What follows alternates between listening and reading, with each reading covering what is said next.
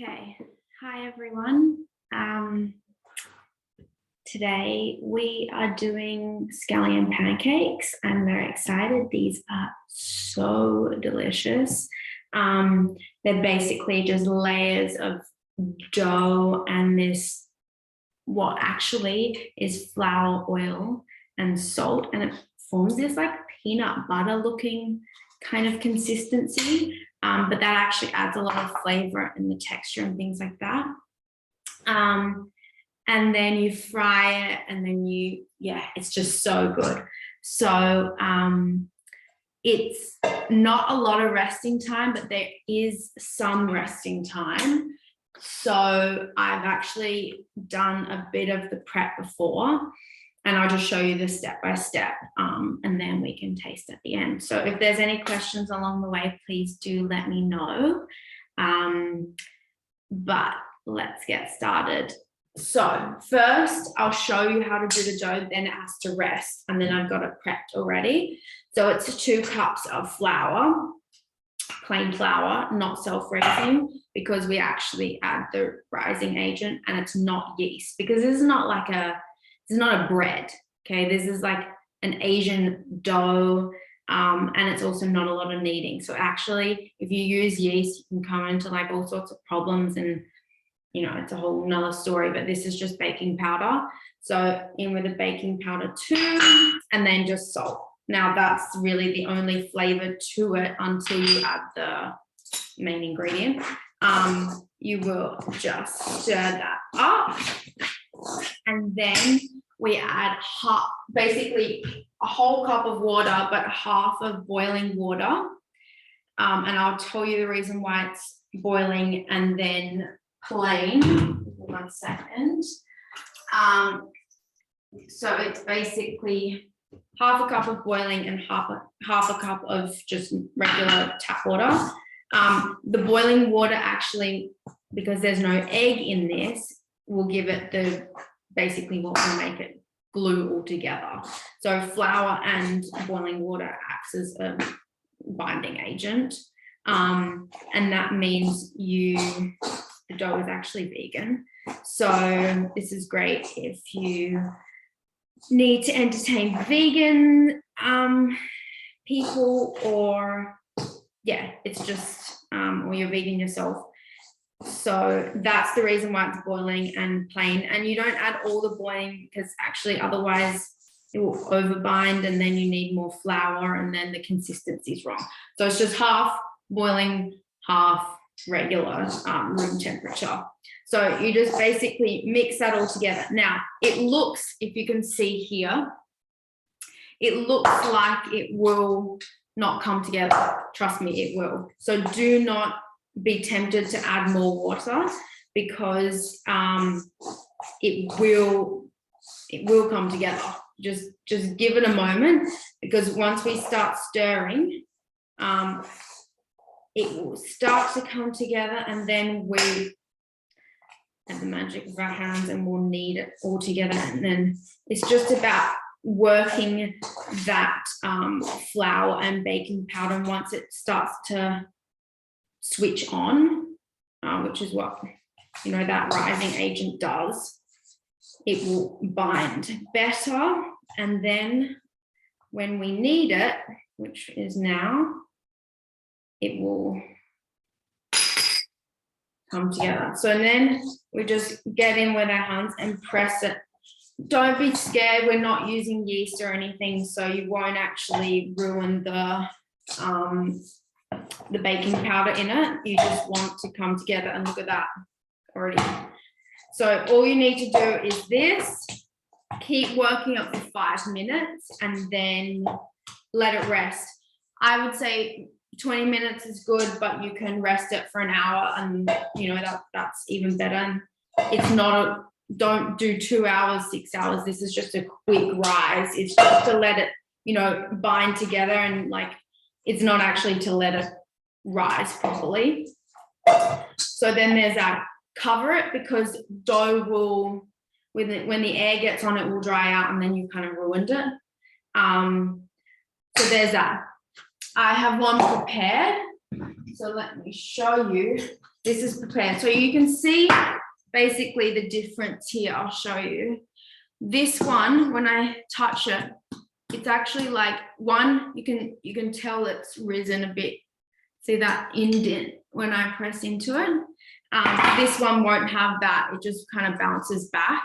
And this one is not as smooth. See how smooth that is? I don't know if you can see that. Anyway, this has been rising, and look at the elasticity. That's what you want. It's nothing more than that.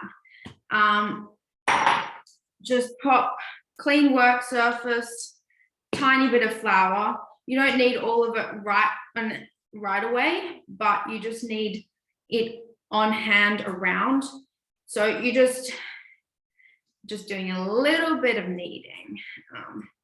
Don't be scared. Again, it's nothing that you'll ruin. You just want to switch that flour on and get it, all nice. See, look how nice that is. That's not, it's a smooth surface.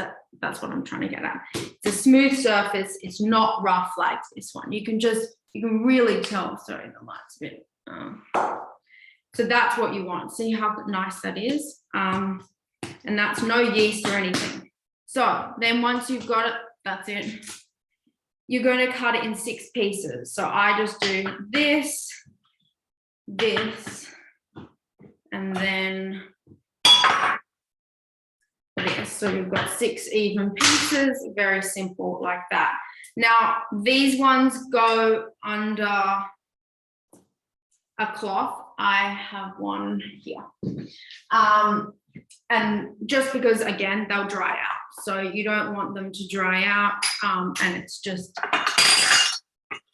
easier that way.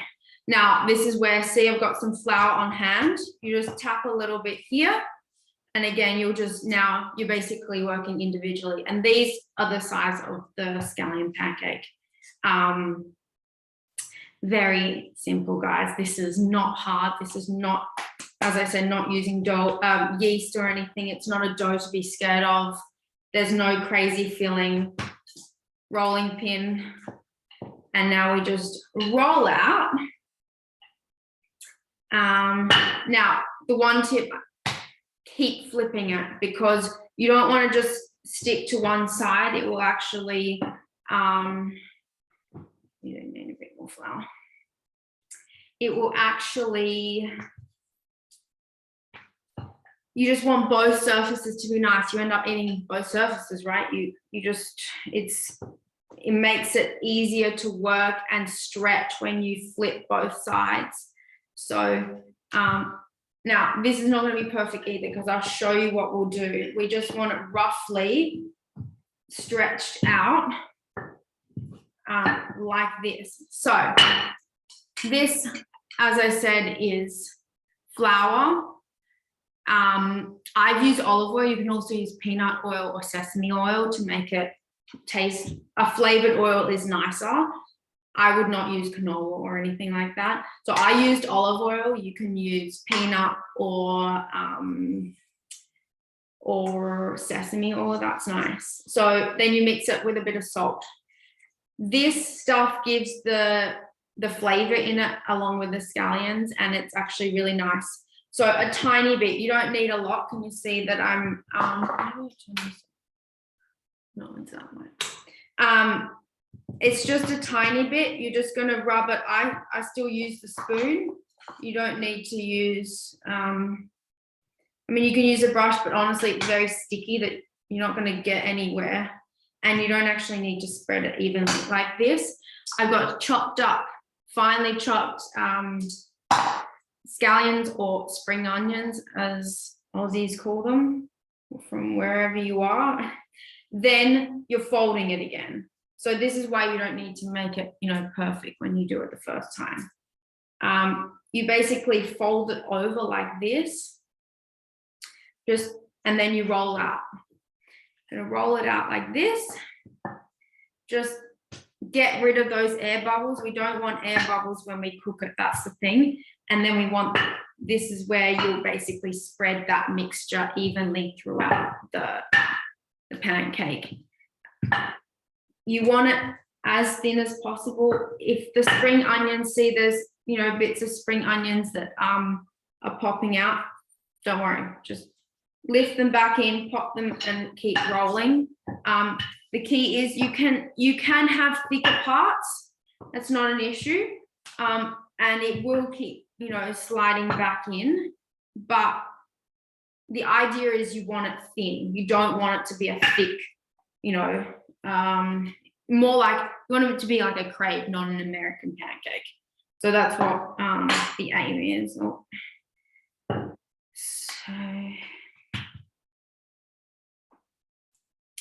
just do this, and then it'll look like this. So you can see it's nice and not perfect shape, doesn't have to be perfect, because basically when it cooks, it will reshape itself. This is the part of, you know, working with elastic foods that basically just, and you can keep going, like when it starts to change shape, just morph it back. So that's that. And again, you leave that aside, drape it with a tea towel, and then continue working. I'll show you one more, and then I've got some prepared that we can cook together, and then let's do a taste test. Now, I've given all of the measurements in the below, and I'll put it also on YouTube, and it's also on Instagram. So again, I'm just rolling out, used a bit of flour, keep flipping it like this, just until you've got a rough, you can hear all the air bubbles when they pop. So we're getting there. I told you it's got a lot of elasticity. This is part of what the flour and water does. Just, you know, just a little bit of time, just get your aggravation out, you know. Nothing better than a rolling pin, and just you know, I find it therapeutic, but some don't. Some find it very stressful, but it's actually quite nice. Just enjoy the process, I think, is the main part. Again, the oil flour mixture, roughly pop it over the surface like this.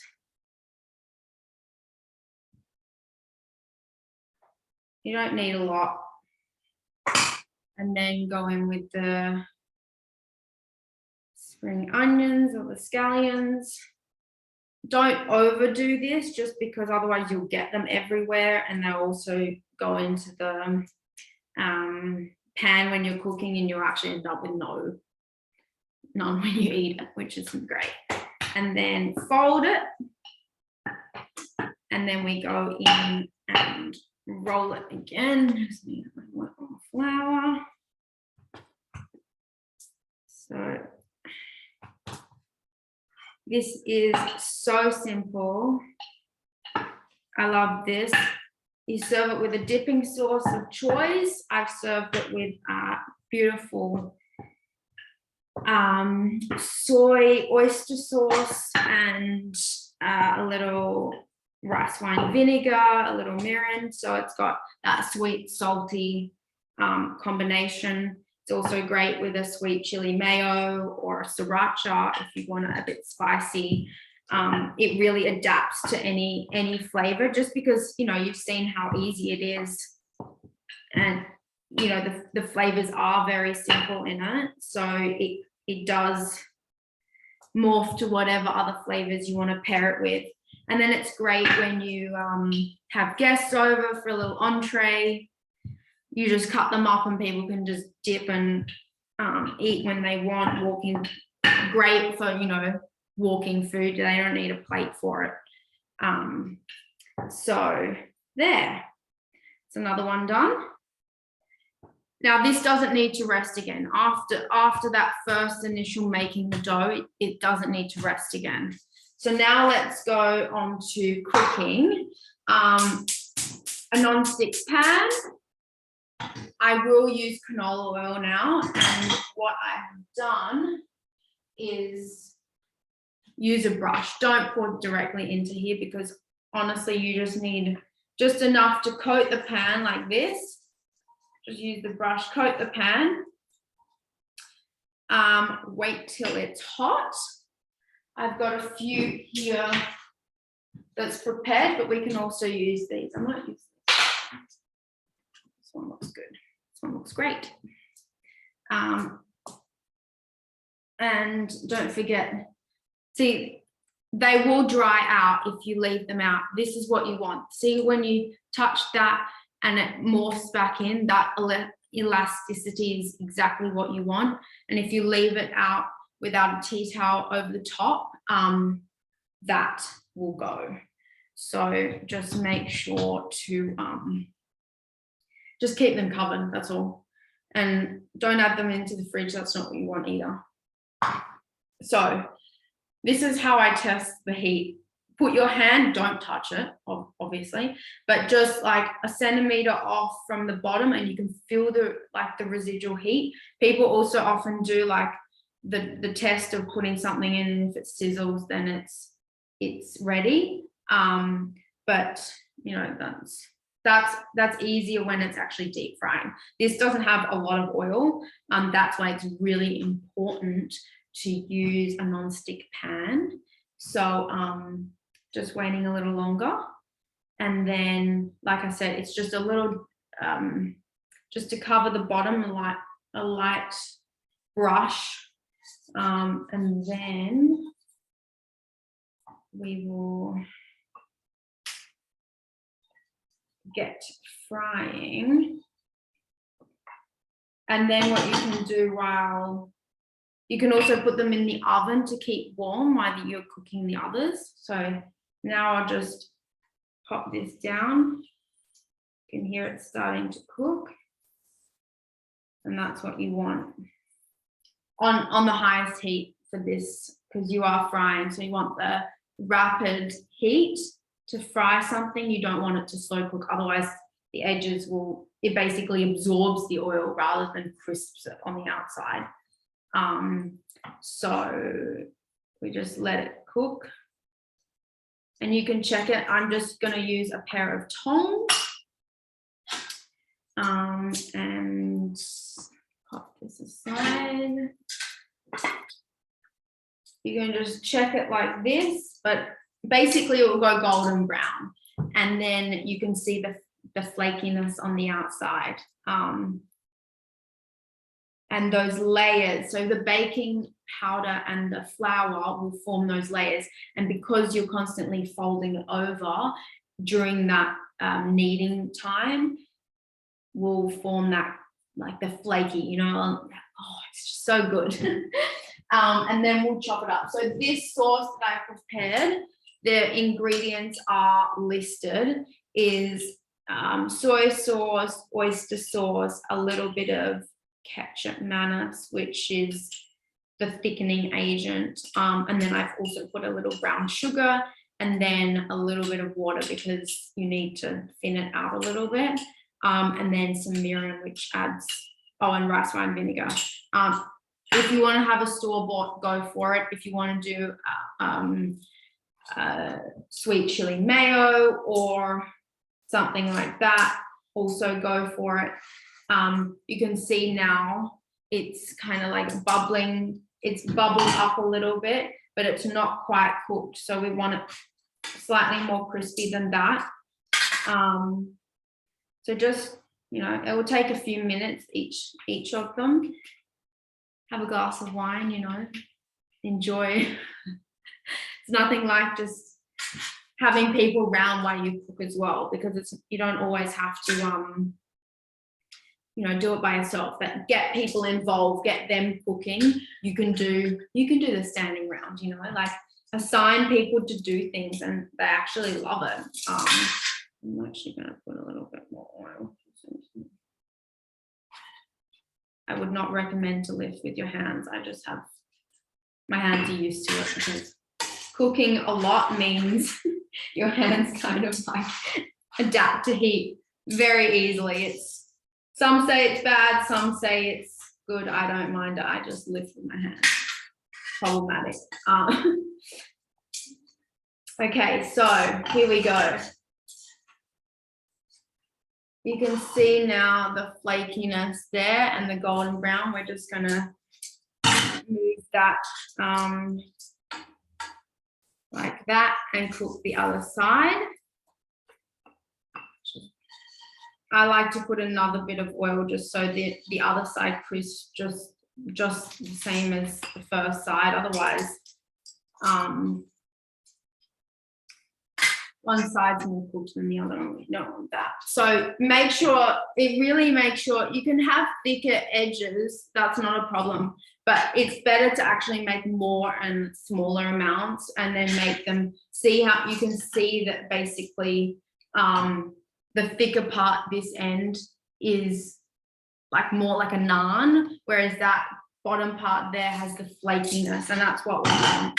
So I've just tried to show you the difference in the way you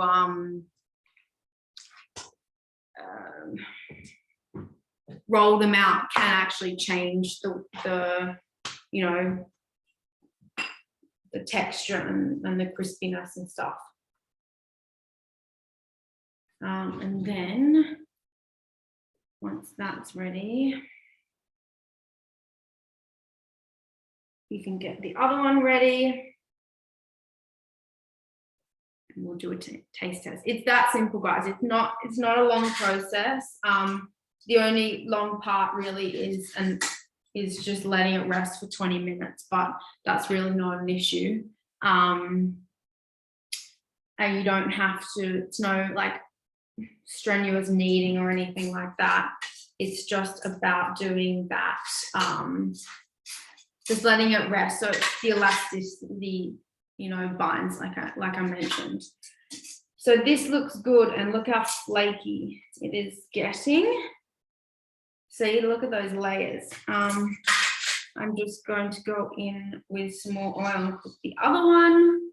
But yeah, basically each the measurements that I've done basically will make 6 of these. Like I showed you, you've cut them up, and you have to cook them individually. That's just, unless you have a ginormous pan, but it's just easier to cook them individually. So there we go. Look at that. What is the brightness on?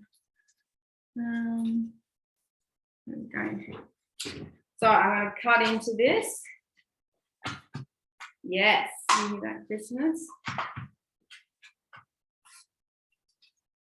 And there we go. Look at that. We're going to try some. I'm going to do this little bit here. Okay. And this is the dipping sauce. So I've just mixed it up. Dip away.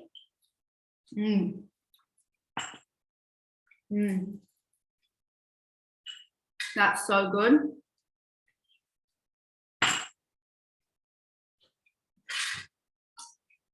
Perfect. Enough saltiness. Also with the dipping sauce, it's, whoa, that's good. Good enough. I'm going to have another bit. Is there any questions? Guys, look how flaky that is. This is what it's supposed to be. It's fun food. It's not supposed to be elegant or anything like that. If you want elegant, this is probably not your dish. It's delicious. It's flaky. It's crunchy. Then you go in like this.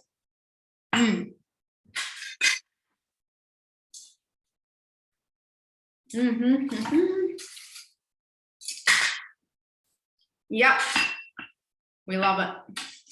Guys, I really hope you make this because it's fun, you know, like you get people involved. Yeah. And look at that.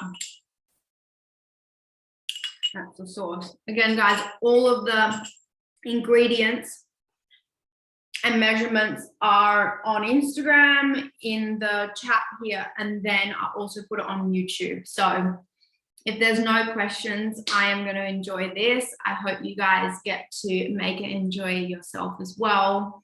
And I look forward to seeing you in 2 weeks. I put the schedule on Instagram for what's going to come next. And I hope you guys and all your friends come and cook with me again. Bye.